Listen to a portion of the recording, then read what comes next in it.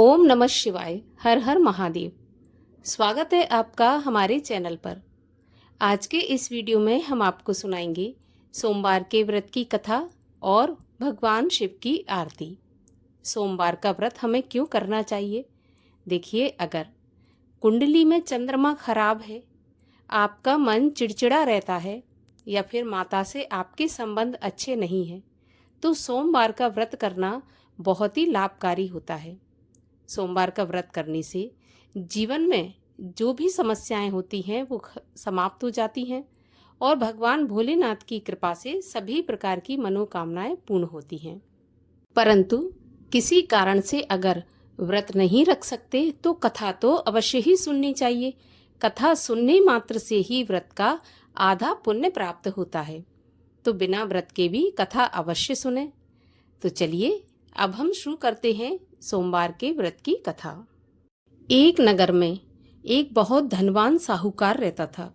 उसके घर में धन की कोई कमी नहीं थी, परंतु वह बहुत दुखी रहा करता था क्योंकि उसके कोई पुत्र नहीं था।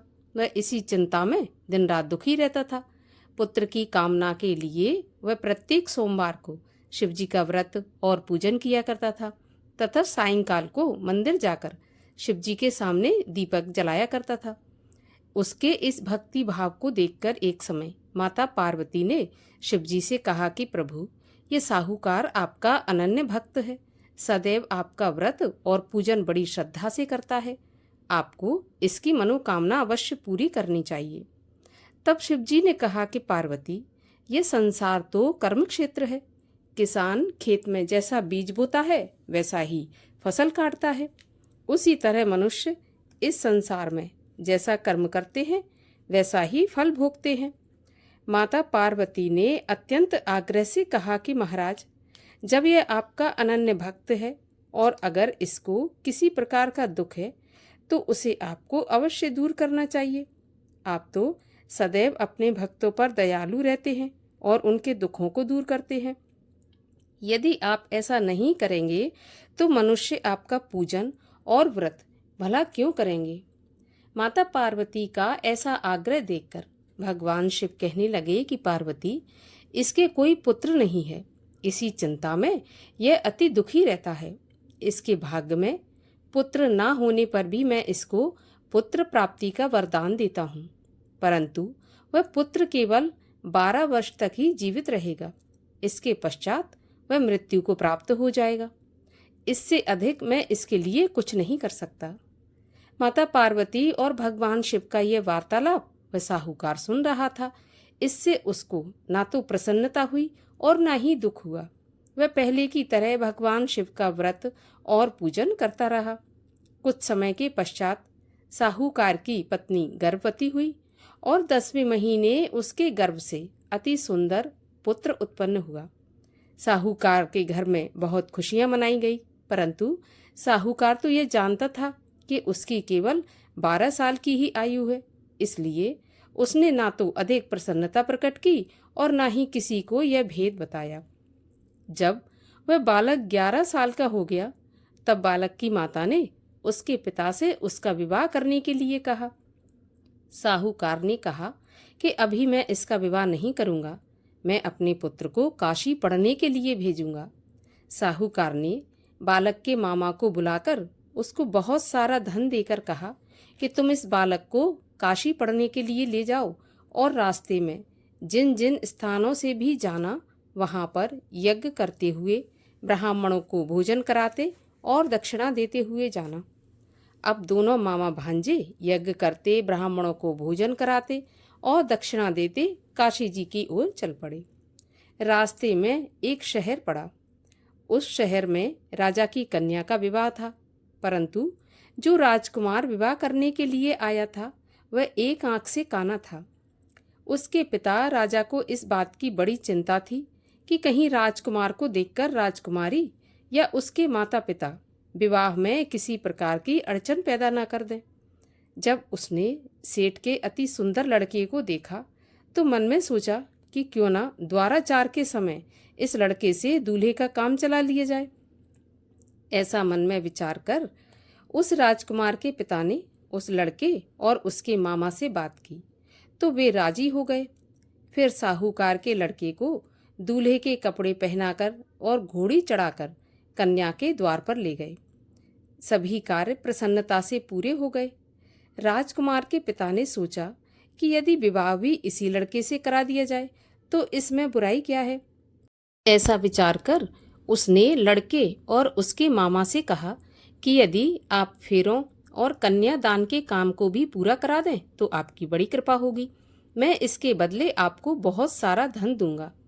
तो दोनों ने इसे सहर्ष स्वीकार कर लिया। विवाह कार्य बहुत अच्छी तरह से संपन्न हो गया। सेठ का पुत्र जिस समय जाने लगा तो उसने राजकुमारी की चुनरी के पल्ले पर लिख दिया कि तुम्हारा विवाह मेरे साथ हुआ है, परंतु जिस राजकुमार के साथ तुम्हें विदा किया जाएगा वह एक आंख से काना है और मैं काशी पढ़ने जा रहा हूँ। सेठ के लड़के के जाने के बाद राजकुमारी ने जब चुनरी पर ऐसा लिखा देखा तो उसने काने राजकुमार के साथ जाने से मना कर दिया। उसने अपने माता पिता को सारी बात बता दी और कहा कि यह मेरा पति नहीं है, मेरा विवाह इसके साथ नहीं हुआ और जिसके साथ मेरा विवाह हुआ है वह तो काशी पढ़ने चला गया। राजकुमारी के माता पिता ने अपनी कन्या को विदा नहीं किया और बारात वापस चली गई। उधर सेठ का लड़का और उसका मामा काशी पहुंच गए। वहां जाकर उन्होंने यज्ञ करना और लड़के ने पढ़ना शुरू कर दिया। जब लड़के की आयु 12 साल की हो गई उस दिन उन्होंने बहुत बड़ा यज्ञ रच रखा था। लड़के ने अपने मामा से कहा कि मामा जी, आज मेरी तबीयत कुछ ठीक नहीं है। तो मामा ने कहा, अंदर जाकर सो जाओ। लड़का अंदर जाकर सो गया और थोड़ी देर में ही उसके प्राण निकल गए। जब उसके मामा ने आकर देखा कि उसका भांजा तो मरा पड़ा है तो उसको बड़ा ही दुख हुआ, लेकिन उसने सोचा कि अगर मैं अभी रोना पीटना मचा दूंगा तो यज्ञ का कार्य अधूरा रह जाएगा। अतः उसने जल्दी से यज्ञ का कार्य समाप्त करवाकर ब्राह्मणों के जाने के बाद रोना पीटना शुरू कर दिया। संयोगवश उसी समय शिव पार्वती उधर से जा रहे थे। जब उन्होंने जोर जोर से रोने की आवाज सुनी तो पार्वती जी कहने लगी, महाराज, कोई दुखिया रो रहा है, इसके कष्ट को दूर कीजिए। तब शिव पार्वती वहां पहुंचे तो उन्होंने देखा कि वहां पर एक लड़का मरा पड़ा था। माता पार्वती कहने लगी, महाराज, यह तो वही सेठ का लड़का है जो आपके वरदान से उत्पन्न हुआ था। तो शिव जी ने कहा, पार्वती, इसकी आयु इतनी ही थी और यह भोग चुका। तब पार्वती जी ने कहा, महाराज, इस बालक को कुछ आयु और दे दो, नहीं तो इसके माता पिता तड़प तड़प कर मर जाएंगे। माता पार्वती के बार बार आग्रह करने पर शिव जी ने उसको जीवन का वरदान दिया। शिव जी की कृपा से वह लड़का जीवित हो गया।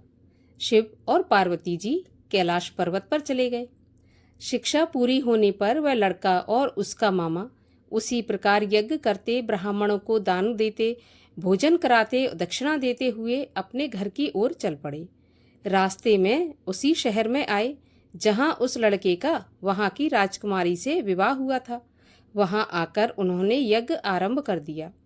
उस लड़के के ससुर वहां के राजा ने उसको पहचान लिया और महल में ले जाकर उसकी बहुत आवभगत की।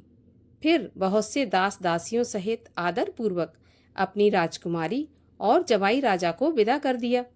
जब वे अपने शहर के निकट आए तो मामा ने कहा कि मैं पहले तुम्हारे घर जाकर तुम्हारे माता पिता को खबर देकर आता हूँ। जब उस लड़के का मामा घर पहुंचा तो उसने देखा कि लड़के के माता पिता घर की छत पर बैठे थे। उन्होंने ये प्रण करके रखा था कि यदि हमारा पुत्र कुशलता के साथ लौट आया तो हम राजी खुशी नीचे आ जाएंगे, नहीं तो छत से गिरकर अपने प्राण दे देंगे। उस लड़के के मामा ने जाकर जब यह समाचार दिया कि आपका पुत्र आया है, तब उनको विश्वास नहीं हुआ। तब मामा ने शपथ पूर्वक कहा कि आपका पुत्र अपनी पत्नी और बहुत सारा धन साथ लेकर आया है।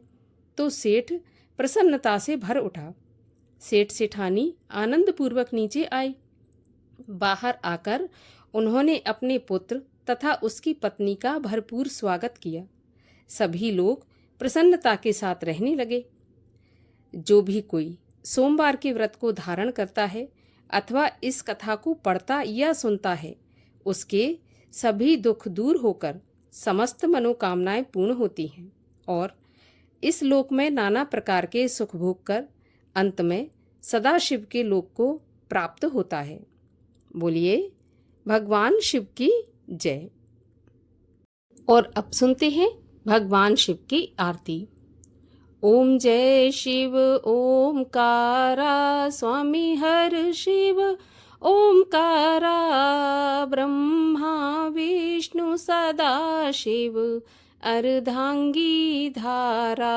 ओम जय शिव ओमकारा, एकानन चतुरानन पंचानन राजे, हंसासन गरुणासन वृषवाहन साजे। ओम जय शिव ओमकारा, दो भुज चार चतुर्भुज 10 भुज ते सोहे, तीनों रूप निरखता त्रिभुवन जन मोहे।